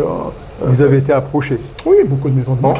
Alors, je vais vous donner une date. En novembre 2025, Il a été dit en tout cas que Farhat Meni a été approché par des émissaires du gouvernement algérien. Oui, Est-ce que ça c'est vrai? Oui, c'est vrai, il y a comme des tentatives de discussion, tout ça, mais Farhat Meni, à chaque fois qu'il voit que c'est pas sérieux, il met fin. Mais Farhat Meni ne discute pas avec des militaires, avec des généraux. Il y a d'autres responsables qui rencontrent ces gens-là. Si c'est pas sérieux, on met fin à la discussion. Il y a d'autres responsables. Farhat Meni, c'est-à-dire désigne les responsables politiques qui discutent pour déjà vérifier si c'est sérieux, que sont les conditions, tout ça. Avant que Farhat Meni soit approché et discutera directement, il faut qu'il y ait quelque chose d'officiel, de sérieux. C'est un homme politique qui a toujours été digne toute sa vie, qui a toujours eu une politique très claire. Donc on ne va pas comme ça aller, parce que le régime algérien, parfois, c'est une façon de créer la zizanie, ce qui c'est vrai aussi, qu'il y a aussi certaines négociations. Nous, par principe, on n'est pas contre la discussion, contre la négociation. Alors, quelle est la dernière fois que vous avez été approché par le gouvernement algérien? Oh, je pense qu'il n'y a pas très longtemps que ça. Il y a je dirais que peut-être 2 mois de ça. 2 mois, c'est simplement. C'est simplement, voilà, la dernière. Donc il y a vraiment des tentatives. Bizarrement, juste avant les feux, en Kabylie. Là, nos téléspectateurs ne vont pas vous lâcher, il faut nous donner plus de détails. Peut-être que le clan qui voulait négocier a été saboté par l'autre clan qui ne veut pas entendre parler. Attendez, parce que là, il faut qu'on décrypte. On a une multitude de personnes qui nous suivent et qui sont abonnées. Là, il va falloir nous expliquer, nous donner plus de détails. Donc ça voudrait dire que cette approche qui s'est faite sur Paris, ou je ne sais pas où, peut-être que ça vous le gardez pour vous, il y a eu après une punition, enfin un désaccord entre eux. Oui, je pense sincèrement, c'est dire ça. Comme je viens de le dire, c'est une analyse que je fais. En réfléchissant un peu à ce qui se passe. C'est-à-dire, on voit que ce régime algérien n'est pas toujours stable. Vous voyez, même l'histoire de Bolam Sansal. Plusieurs fois, ils ont annoncé sa libération, qui avait l'air sincère. À la dernière minute, elle change. On a l'impression qu'il y a un conflit au niveau. Tout le monde n'est pas sur la même ligne. C'est-à-dire interne, en fait, c'est ça. Au sein du gouvernement, il y a des clans. Dans le même clan, ils peuvent avoir deux options différentes. Christophe Glaise, plusieurs fois, les ministres français, moi j'ai des échos au nouveau gouvernement français comme français, et j'étais sûr qu'ils allaient être relâchés. Parce que Tebboune, ou certains l'ont rassuré, ça rappelle à la dernière minute, il y a un changement. C'est vrai qu'il y a aussi, ils ont essayé de négocier parce qu'il y a certains, ils ne veulent pas qu'ils sortent tant que le vice-consul de Créteil qui avait commis un crime en kidnappant Amer Dizé, entre autres, pour l'assassiner, était arrêté. D'autres veulent d'abord ne pas lier les deux parce qu'en France c'est compliqué et la justice est indépendante, elle ne décidera pas. Le pouvoir politique ne peut pas substituer à la justice française. Donc, relation anglaise, après on négociera pour le reste. Donc, il y a plusieurs démarches différentes. Et comme ce n'est pas un pays, c'est pas un régime démocratique, donc les sabotages se font directement. Voilà. Alors, est-ce qu'il n'y a pas eu une proposition lors de la dernière visite du ministre de l'Intérieur français, est-ce qu'il n'y a pas eu une proposition entre un échange justement de libération de Christophe Glaise et certaines remises justement d'opposants, et quand on dit opposants, le régime algérien, on parle du MAC. Est-ce que ça n'a pas été demandé? Si, en fait, ça a été demandé, c'est pas seulement cette fois-ci, plusieurs fois. En plus, vous n'avez pas besoin de chercher les ministres algériens. Le président Tebboune, lors de son premier mandat, je pense, il s'est adressé à la France, la télévision, en disant en français, je veux qu'on nous livre le chef de file terroriste, qui est Farhat Meni pour lui. Oui, clairement. Ça d'accord. Mais aujourd'hui, on était dans un réchauffement politique et il y avait une sensation de laxisme au niveau de la France. D'ailleurs, même Farhat Meni, dans une conférence dernièrement, l'a dénoncé. Un certain laisser-aller de la France, un certain changement politique au niveau de... Est-ce que en fait, il y a deux choses. Il y a d'abord le régime algérien, bien sûr, qui souhaite faire la pression pour se faire livrer les opposants. Mais les politiques français ont expliqué qu'ils ne peuvent pas le faire. Donc ils ne peuvent plus le faire aujourd'hui. Parce qu'il y a une justice indépendante. Si vous avez, parce que pour faire extrader quelqu'un, il faut un dossier, il faut démontrer. C'est pas qu'on s'est accusé à tout va, parce que le régime algérien, tout le monde sait, ici en France, partout, les pays démocratiques savent qu'il y a un régime corrompu, un régime illégitime, un régime qui accuse sans aucune rien, j'ai dit en fait, aucune preuve. Tu le déranges politiquement. D'ailleurs, ceux qui sont arrêtés, les prisonniers d'opinion, les prisonniers politiques, qu'est-ce qu'on leur met? La totalité nationale, le terrorisme, toutes ces inventions. Les vrais terroristes se portent bien en Algérie. Vous voyez? D'ailleurs, il y avait même un juge, il y avait même, une avocate qui avait dit à un juge à Alger. D'habitude, quand on arrête les terroristes, on trouve des armes, on trouve des bombes, on trouve, voilà. Mais là, on trouve des stylos, on trouve des caricatures, on trouve des livres, on trouve des guitares. C'est ça. Mais en fait, en réalité, ça pousse encore à la réflexion. Ce régime qui connaît que les armes, les terroristes qui ont commis la décennie noire, on leur a pardonné parce qu'ils ont utilisé des armes. Mais ceux qui, en fait, pour le stylo et la parole, c'est des armes qui ne se portent pas. Parce que c'est un domaine qu'ils ne maîtrisent pas.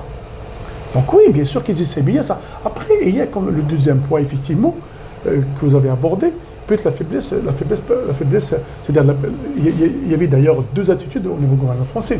Il y avait l'attitude de Bruno Retailleau, l'ancien Premier ministre, qui est parti maintenant, qui est le chef de la parti de droite, les Républicains. Ouais. Il y avait un peu Macron qui les bloquait un petit peu. Même François Bayrou, qui est l'ancien Premier ministre, ils étaient pour les rapports de force. Parce qu'ils ont compris qu'avec l'Algérie, seuls les rapports de force fonctionneront avec cette dictature. Elle a commencé, elle leur fait mal. Parce qu'ils ont compris.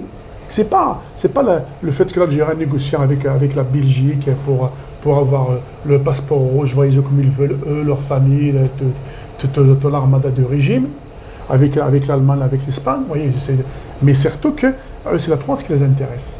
Ils veulent venir en France. Et c'est la France leur bloque parce qu'ils ont assez des biens, ils ont leurs enfants, leur famille, etc. Ouais. Et puis, Bruno Retailleau, ils peuvent aller trop loin. Au niveau, quand l'article 5, la Constitution européenne, c'est-à-dire la solidarité obligatoire. Si une personnalité algérienne est refusée en France, ils sont obligés de la refuser aussi. Voyez. Mais Macron a bloqué là-dessus. Pourquoi? Ça me dépasse. Mais en tous les cas, fort est de constater que la politique de Barrot, mais des Affaires étrangères ou de Macron, ne paye pas, n'a pas libéré en tous les cas Christophe Guy jusqu'à maintenant. Ça fait comme 2 ans. 13 mois en résidence surveillée à Alger, plus d'un an en prison. Bon, l'homme, ça quoi qu'on dise, je pense, moi, les rapports de force qu'il avait utilisés Bruno Retailleau ont payé quelque part, même après son départ, et le relâchement de Bolam Sansa. Alors, dans les coulisses, on parlait, dans les coulisses journalistiques, je parle, on parlait beaucoup d'un échange entre Christophe Glaise et des opposants du MAC. Franchement, il n'y a aucune chance. Parce que d'abord, c'est simple. D'abord, nous sommes dans un pays de justice, un pays de droit. La France, c'est pas la justice de téléphone algérienne. Ou l'Algérie qui sont toujours dans l'apparence, dans le faire semblant. Les élections, on sait que c'est mascarade.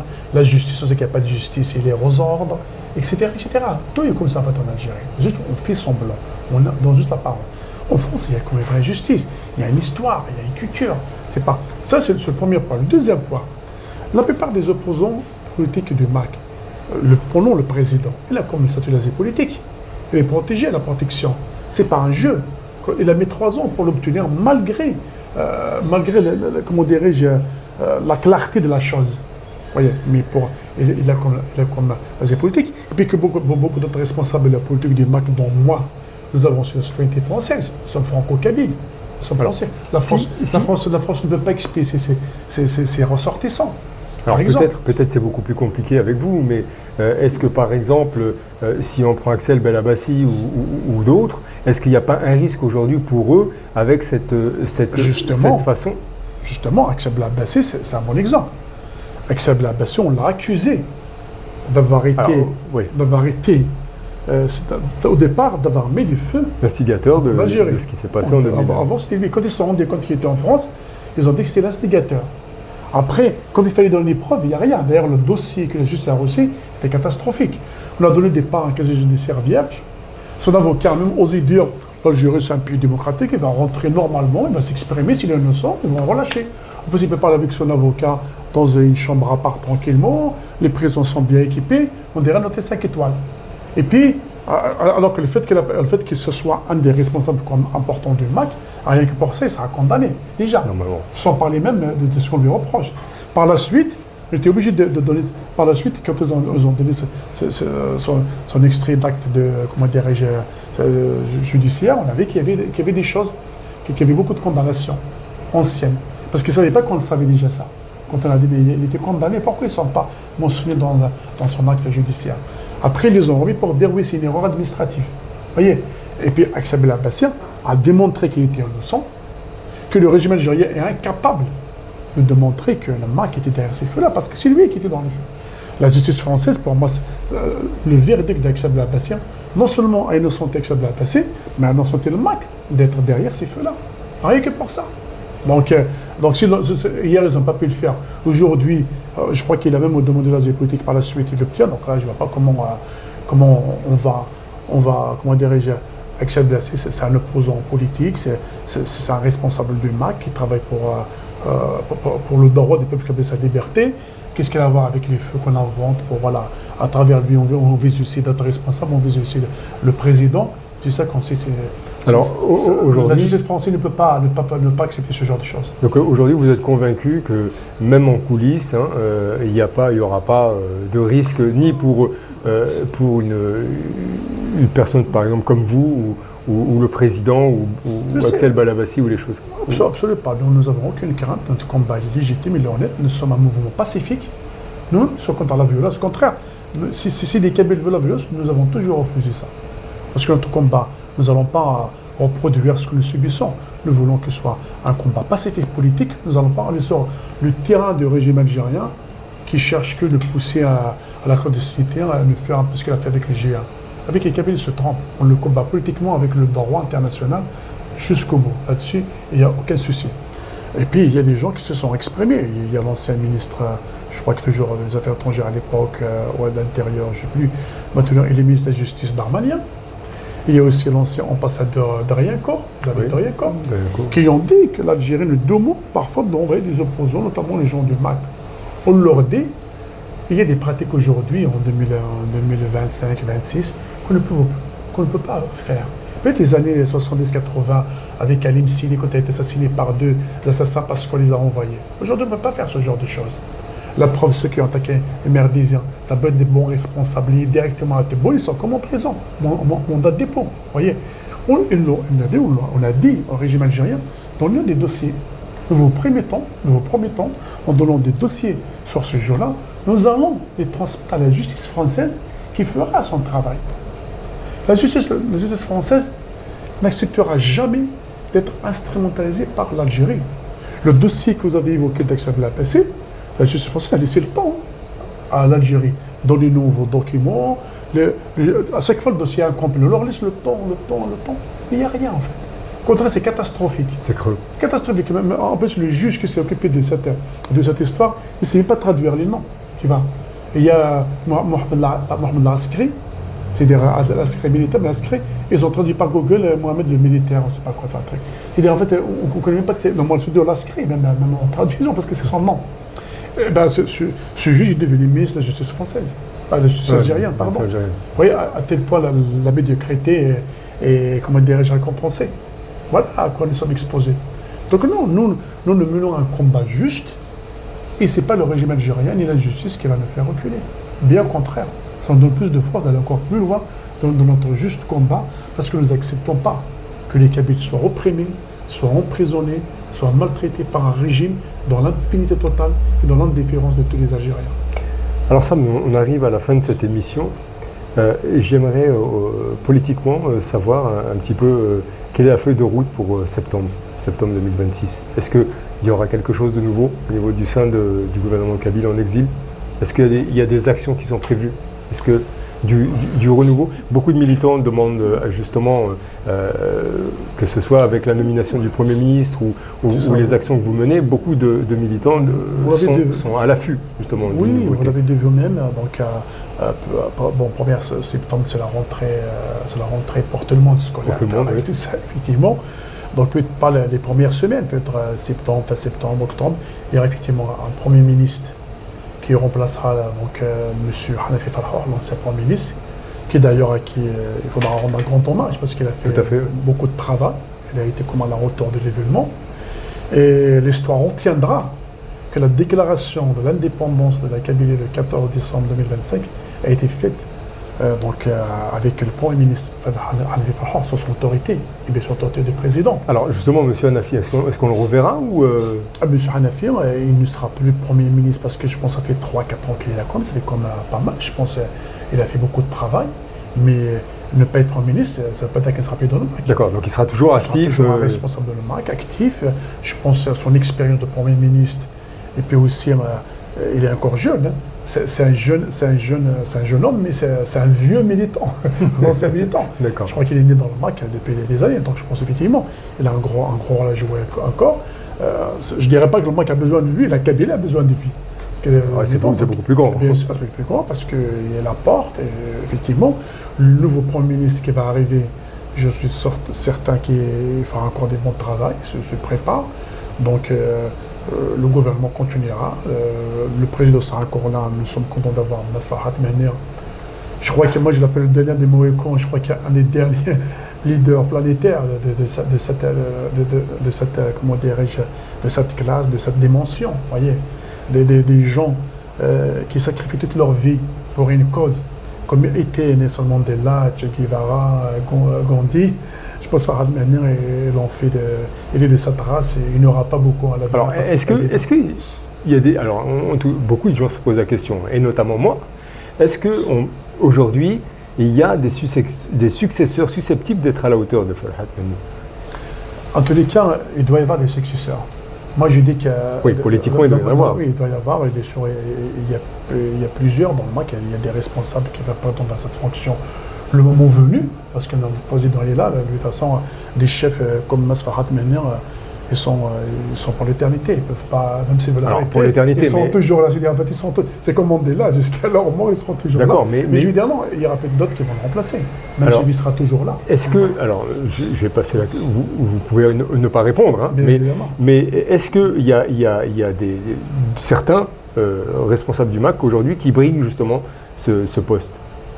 Franchement, il faut dire une chose. Est-ce qu'il y a des responsables susceptibles de remplacer Farhad Menir? Je dirais de prendre ce poste, parce que je pense que Farhad Menir ne le remplace pas. Mais on peut prendre ce poste-là. Évidemment, hein, on s'est compris, là-dessus. Voilà. Évidemment, il est toujours là, il fait un coup de travail. Tôt ou tard, soit, je pense que le congrès de MAC, c'est vers fin 2027. Oui. Donc un peu plus d'un an. Soit à ce mandat, soit un autre mandat, je ne sais pas, il faut voir à ce moment-là. Est-ce qu'il y aura des gens qui sont peut-être de remplacer? Oui, je pense que... Mais aujourd'hui, est-ce que vous avez des noms? Franchement, des noms, parce qu'il y a déjà, combien même j'aurais un nom, je ne le dirai pas parce que j'ai juste exposé la personne. Justement, on voulait quelque chose comme ça, quelque chose de croustillant. Parce que franchement, il y a plusieurs qui sont susceptibles de remplacer. Donc je ne veux pas dire, je peux dire un nom, ça peut être un autre. Donc, évidemment, non, mais voilà. On s'est compris ça. Je ne vais pas annoncer un truc comme ça. Bien sûr, voilà. évidemment. Mais en tous les cas, je pense que le président a aussi travaillé sur ça, beaucoup de militants travaillent pour ça. Le MAC doit continuer ce combat jusqu'à la victoire ultime. En tout cas, Farhad Menir semble bien en poste, bien campé et bien dans sa tête. Hein, c'est ce que démontre ce qu'il dit à travers les conférences et à travers, notamment l'interview que j'ai pu lui donner. C'est quelqu'un de très solide, très clair dans sa tête. Donc, nous avons cette chance, d'ailleurs, 75 ans. Aujourd'hui, quand on regarde Trump, Trump, on se dit qu'il est encore jeune, il est encore en bonne santé, tout ça, voilà. Donc voilà, il est là, donc il a comme l'expérience, et voilà. Mais il est clair qu'il y a aussi beaucoup d'autres responsables qui peuvent prendre leur responsabilité le moment venu. En tous les cas, nous, le combat continue pour le droit des peuples qui ont l'autodétermination. Et certains, moi, dernièrement, il y avait certains qui m'avaient dit pourquoi vous ne demandez pas l'autonomie, vous demandez l'indépendance, c'est très compliqué, peut-être avec l'autonomie. Mais je leur explique qu'un peuple qui existe, le peuple kabyle, a le droit d'être libre, totalement libre, pas seulement un peu libre. Parce que le droit d'autodétermination, on ne le demande pas uniquement quand on est reprimé. Même si on était dans un paradis, on avait le droit de le revendiquer. Prenons l'exemple de beaucoup de peuples qui vivent dans des pays démocratiques, prenons les Catalans, prenons les Québécois, les Écossais, les Irlandais. Ils ont des pouvoirs locaux. Ils ont une certaine autonomie. Ils ont un gouvernement, ils ont la police, ils ont leur langue, leur culture. Ils décident sur beaucoup de choses. Malgré ça, ils revendiquent leur indépendance, leur propre État. Pourquoi les Kabyles ne demanderont pas? Alors nous, on n'a même pas le droit, je ne parle même pas de l'autonomie, on n'a même pas le droit à rien du tout. On n'existe même pas officiellement. Le mot Kabylie n'existe même pas officiellement dans le langage algérien. On est carrément effacé. Donc le devoir d'un peuple, moi je me rappelle une chose, Aït Ahmed, quand il était relâché, et s'est évadé en 1963 de la prison algérienne quand elle mondiale la vérité, il avait déclaré le devoir d'un prisonnier politique, c'est de s'évader. Nous, nous disons de la même logique, le devoir d'un peuple, c'est de se libérer. Pourquoi certains peuples, ils ont le droit d'être libres, d'avoir toutes leurs libertés, s'émanciper, vivre selon leurs besoins, et d'autres n'auront pas le droit à cette liberté. Au nom de quoi? L'autodétermination, la liberté ne doit pas être à géométrie variable. Un peuple doit au moins un minimum ne pas être opprimé, avoir un minimum. Et puis sa liberté doit être dans l'ordre des choses. Et je pense que les Kabyles, je pense que les reconnaissances viendront, les changes viendront, c'est une question de temps. Ce qui n'est pas possible aujourd'hui peut l'être demain, à condition d'y travailler. Le monde bouge, les choses bougent, et j'en suis certain qu'on arrivera à notre objectif, celui d'être enfin les Kabyles, un peuple libre, de pouvoir vivre selon nos coutumes, selon notre envie, selon notre politique. Nous voulons, d'ailleurs, la constitution kabyle, elle définit beaucoup de choses. Une Kabylie fédérale, respecter toutes les différences régionales. Et peut-être que même on aura de beaux rapports avec l'Algérie, avec d'autres pays voisins. C'est notre objectif et nous combattons sur ça. Et ce qui n'est pas normal aujourd'hui, ce n'est pas de revendiquer ce droit, c'est de fait de ne pas pouvoir le revendiquer et d'être réprimé pour ça, qui pose problématique. La répression, l'injustice, elle arrivera un jour et elle tombera. Il ne peut pas être éternel, parce qu'il est construit sur le mensonge, sur du fou. Voilà. Alors, ça, l'émission se finit. En une phrase, qu'est-ce que vous pouvez dire aux Kabyles, en Kabylie et aux Kabyles de la diaspora? Oui, au Kabyle, la Kabylie, je dirais que je sais que la situation est difficile. Il faut tenir bon, on doit se mobiliser. Chacun doit jouer son rôle à son niveau, selon les circonstances, selon l'endroit. Moi, je voudrais aussi dire un mot aux prisonniers d'opinion qui souffrent dans les prisons algériennes.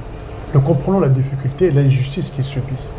Moi, j'ai eu l'occasion de parler avec plusieurs prisonniers ici en France qui ont pu, par la suite, une fois sortis, ils ont pu s'échapper parce qu'ils allaient retourner en prison. Que ce soit Talib El Hadir, dans mon village, que ce soit Tilima Toubiste, que ce soit dernièrement, j'ai rencontré Soufiane Authentique. C'est tous des gens qui ont vécu la prison, qui ont vu l'injustice, qui ont vu ce qui se passe, qui me parlent sur les autres prisonniers, d'autres que j'ai eu au téléphone. Le régime algérien a réussi à instaurer une certaine peur permanente. Je crois que c'est Soufiane Authentique qui m'avait dit qu'il y a plus de liberté en prison, on peut parler comme qu'on dort la prison. C'est-à-dire le régime a installé la peur aux gens, la terreur, les gens ont peur. Même eux-mêmes, quand je parle avec ces prisonniers, parfois, on dirait qu'ils sont un petit peu coupables. Mais je leur dis, vous êtes victimes, ils n'ont pas encore assez conscience qu'ils ont été victimes de l'injustice coloniale et qu'ils ont besoin de cette reconnaissance aussi. Nous, quand on défend le militant pour avoir l'exil politique, on leur dit aux autorités françaises, c'est pas seulement une protection, c'est aussi une reconnaissance à ce qu'ils ont subi pour se refaire, pour s'en sortir psychologiquement. Moi, je vois, tous ces prisonniers, ils ont un point commun. Même quand ils sortent de l'Algérie, même quand ils sont en France, même quand ils font les démarches pour l'asile politique, il y a toujours une crainte qui est instaurée dans leur cerveau. Il faut parfois un travail, il faut de temps pour qu'ils prennent de conscience, malgré c'est des gens intelligents, des militants, réfléchis. Vous voulez dire qu'ils ont été traumatisés? Il y a un traumatisme qui a créé une certaine crainte. Ils arrivent à s'en sortir quand même, comme les militants de MAC, comme France quand même. Mais, de manière générale, quand tu as été victime, c'est difficile, surtout quand tu n'as pas la reconnaissance.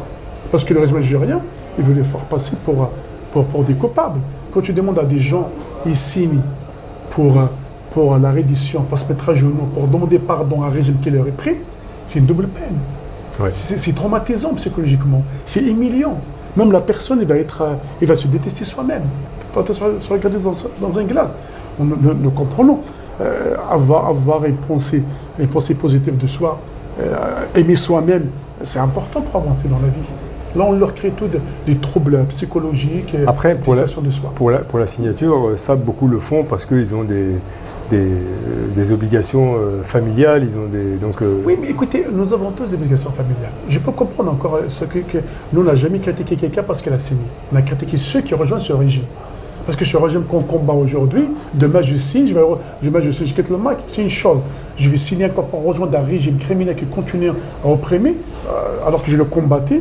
Alors, c'est vrai que par rapport aux militants du MAC, c'est assez spécifique. Quand la personne signe, on a l'impression qu'il rejoint directement les... Pas tous, non. Il y a des gens qui sont rentrés peut-être, que voilà. Mais beaucoup d'entre nous, on ne peut pas signer parce que je signe, je rentre, je reviens. C'est indécent. C'est dégueulasse. C'est pas possible. Alors que les gens sont en prison. Moi, je combats. Je suis dans le MAC, je combats. Parce qu'aujourd'hui, je ne suis pas d'accord avec le MAC, je suis fâché. Je vais aller me venger, aller vers le régime criminel. Le MAC a mis personne en prison. Le MAC, ce n'est pas le MAC qui a mis l'Algérie dans la décadence libre. Ce n'est pas le MAC qui commet les injustices.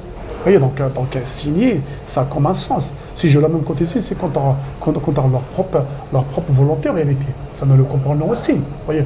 Mais ce régime, s'il avait un petit peu de dignité, pourquoi pas il ne fait pas signer ceux qui sont en prison et les faire sortir? Nous, là, nous l'encourageons. Faisons signer ceux qui sont en prison, les militants, ils signent et ils sortent. Au lieu de les faire souffrir. On demande juste à ceux qui sont dans la diaspora de signer. C'est qu'ils montrent une forme de lâcheté de ce régime. C'est qu'ils montrent ce régime est fort avec les faibles avec les forts. Voilà, c'est simplement. Ça, c'est la lâcheté totale. S'il y avait vraiment une politique de réconciliation, de négociation, de discussion, ça se saurait. C'est pas avec des manipulations par-ci par-là, avec des coups de communards de cette façon. Sam, merci pour toutes ces explications. Vous nous avez éclairé. On a essayé d'être assez large sur les événements, sur la politique, sur vos actions au sein du MAC, sur votre personnalité même. On a aujourd'hui un aperçu, grâce à vous, beaucoup plus clair. Merci d'avoir participé. Merci à toi. C'est un entretien spontané. On n'a pas eu beaucoup de préparation en tous les cas. Bon, concernant, mais c'est des sujets que nous connaissons. Mon dernier mot, je vais le dire en kabyle. C'est Nari al-Qavaïl. فمثلون دايلا نون وتكثاف سافلا نون وتكثاف سافز الفنون ثموث قبيليث ساعة زلف غتصوحات اللي ينس عثيمون تينس الكل عنده كل أمنو غادي تكمل أمان بوتيت لي تموث قبيليث ثمثلون. Talmit Sam, merci chers téléspectateurs de nous avoir suivis. À très bientôt pour une nouvelle émission sur Canal Horizon. Bonne soirée, merci.